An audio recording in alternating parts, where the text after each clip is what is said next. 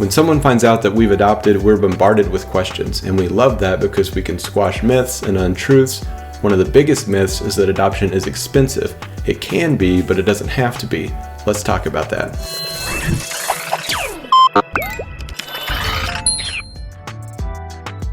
Some forms of adoption are expensive. International adoption is pretty expensive. The Build-A-Baby programs where you can get exactly the eye color and the hair color that you want and all that stuff, that can be expensive, but adoption in general is not expensive. In other words, if your goal is to adopt a specific type of child that looks a specific way, it's going to be expensive. Or if you want to adopt internationally, it's going to be expensive. But if your goal with adoption is to help all of the parentless children, you can do it inexpensively. If we haven't met yet, my name is Kalen. I'm the founder of Freedom Sprout, where we talk about raising intentional children and living intentional lives. If that interests you, please hit the subscribe button below. Now let's talk about the foster system. Adoption and the foster system. The foster system is broken. I don't need statistics to tell you that. We all know that. We all know that there's tens of thousands of parents out there fostering just to collect a paycheck. We've all heard of the abuse in the foster system, and there is a lot of it. A close friend of mine grew up in the foster system, and she saw firsthand how it is fraught with money-chasing abusers. My friend was actually passed around to 30 different foster homes before finally fleeing at age 16 and becoming homeless for a year or two, fleeing because of the abuse. But fortunately, there are thousands of foster parents out there doing a great job and doing it for all the right reasons and being very loving towards the children. And I have the utmost respect for those parents that are fostering. We went through all of the fostering classes with our Foster to Adopt program, and we met a lot of great parents. But anyways, the point is that whenever we went through this program, we paid around $250 total for the entire adoption process. We adopted a sibling group, so 2 children.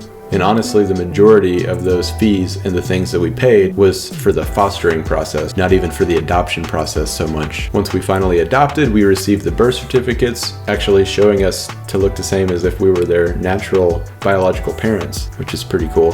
And I think those certificates were about $30 for both of them. But the reason I want to make this video and what I'm talking about here is that adoption being expensive seems to be a huge roadblock for people, and a lot of times, I don't want to call anybody out, but it seems like it's an excuse to not adopt. So a lot of people may believe that adoption is a noble thing, and people tell us that all the time. Admittedly, the process is difficult and it can be long. Our 6-month process to adopt turned into a year, and that's typical. So with all that difficulty, just putting a blanket statement on it that it's expensive is an easy way to just not do anything about the problem. So I'm not trying to offend anybody here, but I'm sure I will, because I don't think I've ever made an article or a video that didn't offend at least one person, but I'm okay with that. But I really just want to ask you, are you putting your money where your mouth is on this? So I guess to get a little more offensive, I just want to quickly dive into a taboo topic.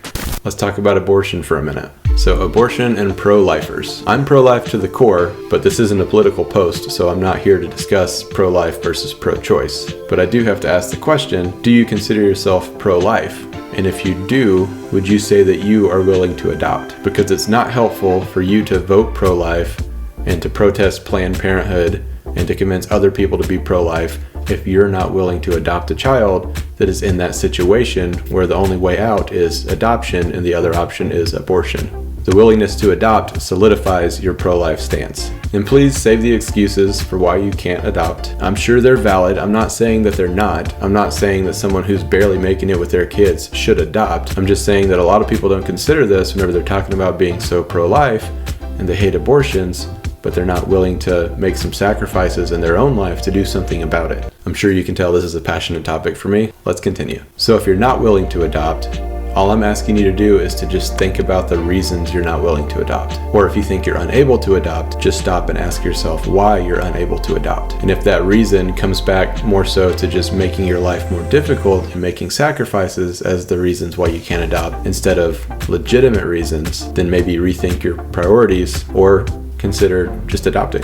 So this isn't an open invitation to discuss all the reasons why you can't adopt. I really hope that I don't see a whole lot of, oh, you don't know my situation, I can't adopt because of this and that. I get that. I'm more so calling the people out who don't want to adopt because it'll make their life more difficult, yet they believe abortion is a terrible thing. So if adoption isn't an option for you right now, that's fine. Just, again, consider the reasons why it's not an option, and just ask yourself those important questions as to why you can't adopt. And so again, if you feel offended by anything that I've said so far, you may want to consider your reason behind that, the reason you feel offended. So I can't figure that out for you, but I do know that oftentimes whenever we're offended, it can be because we're insecure about excuses that we've been making for why we can't do something in this case. So now that I've offended everybody, let's talk about adoption and action. It's amazing the percentage of people we talk to that say, I've always wanted to adopt. That's so cool that you guys did that. We've always considered it. And that was us. We were those people. We were the kind of people that, oh, that's cool that you adopted. We've always wanted to do that. So we were one of those couples who always wanted to do it, but then God put an opportunity in our lap and kind of slapped us in the face to say, are you actually going to do this? Or are you just going to keep saying, I've always wanted to do this? So God put it in our laps to either take action or fail to act. And it was really our decision. Basically, a situation came up and we had the opportunity to provide for that situation and to adopt.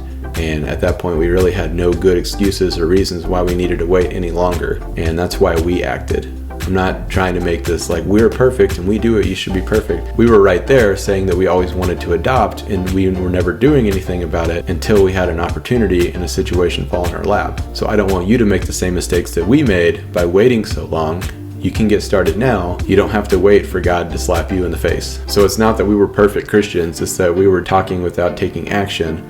And then God decided to test us in this. And one of the most helpful pieces of wisdom that we were given whenever we were considering the adoption and we saw the opportunity and we knew we could make a difference by helping and by adopting is, are you called to adopt? Did God call you to adopt? Is it God's will for you to adopt? That kind of stuff. And the answer is yes. You don't have to ask yourself if it's God's will for you to adopt. God told us to do it. Maybe determine your situation if you need to change some things, but often going through the process, the state will evaluate your situation and tell you if you're capable of doing it, like financially, for example. But it is God's will for people to adopt. He tells us to do it. Jesus was adopted. God is pro-adoption.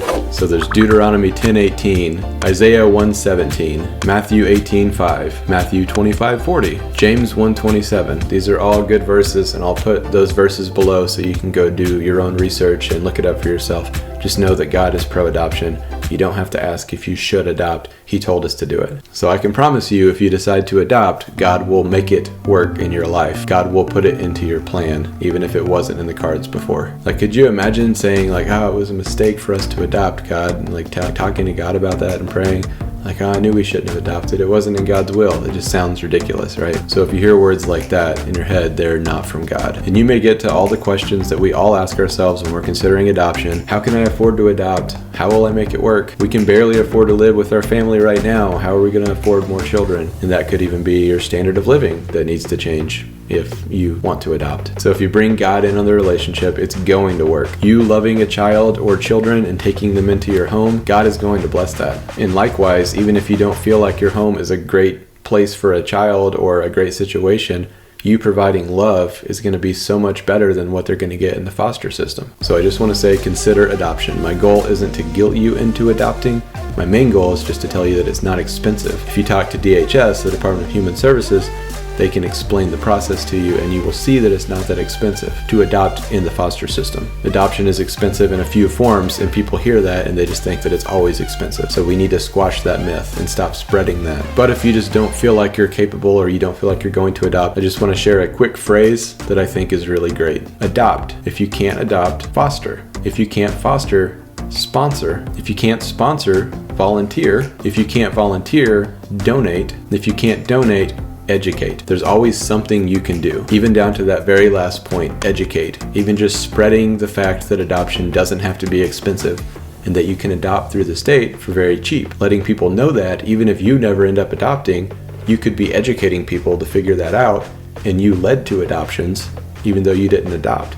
So we can all play a role. And if you are considering adoption and your goal with adoption is to take the children that were in broken homes and that are in the broken foster care system and bring them into your home, Consider adopting the children who are less likely to be adopted. Children are less likely to be adopted when they hit their teens. The older they get, the less chance they have. Once they hit about 14 years old, everyone in the system and everyone that they're working with at DHS just assumes that they're not going to be adopted. So even if you just adopted teenagers and you became more of a mentor and they actually had parents now, and you only had 4 or 6 years in their life before they moved out, they're going to be in a much better place than they are if they just stay in the foster system and then age out at 18 and then try to go into the real world with no guidance whatsoever. If you have the heart for it, consider children with disabilities. Children with disabilities stand almost no chance of being adopted. Children who aren't white stand very little chance of being adopted. White children are the most likely to be adopted, and statistically there are more white children than other children, and I get that.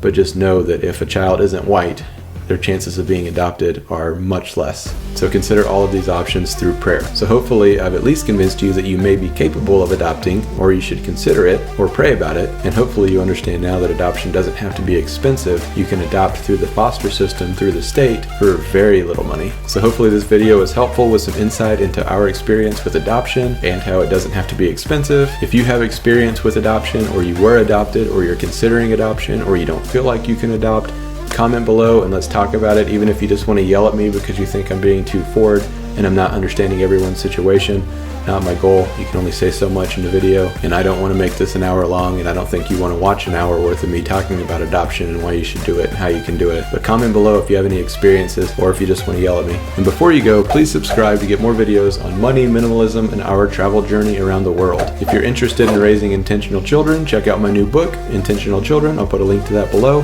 That's all for today. I will see you next week.